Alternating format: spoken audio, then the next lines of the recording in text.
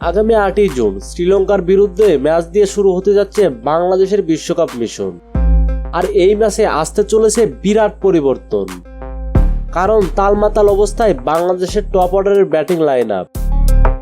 ওপেনিংয়ে কোনো কিছু করতে পারছে না সৌম্য লিটন, তাই টানা ব্যর্থতায় প্রথম ম্যাচ থেকে বাদ পড়বে লিটন দাস এবং সৌম্য সরকার। তাহলে ওপেনিংয়ে তানজিদ তামিমের সাথে কে সঙ্গ দিবে, কারণ বিকল্প কোনো ওপেনারকে যে রাখেনি টিম ম্যানেজমেন্ট। তাহলে বিকল্প হিসেবে ভাবা হচ্ছে কাকে? বিসিবি সূত্রে জানা গেছে বিকল্প হিসেবে শ্রীলঙ্কার বিপক্ষে ওপেনিংয়ে নামতে পারে শেখ মাহাদি কিংবা জাকের আলী অনিক। যদিও এর আগে অনেকের ওপেনিং করার অভিজ্ঞতা নেই, কিন্তু সেই ক্ষেত্রে এগিয়ে থাকবে শেখ মাহাদি, কারণ বিপিএল সহ ওডিআই ম্যাচে বেশ কয়েকবার এই পজিশনে ব্যাট করেছে মাহাদি।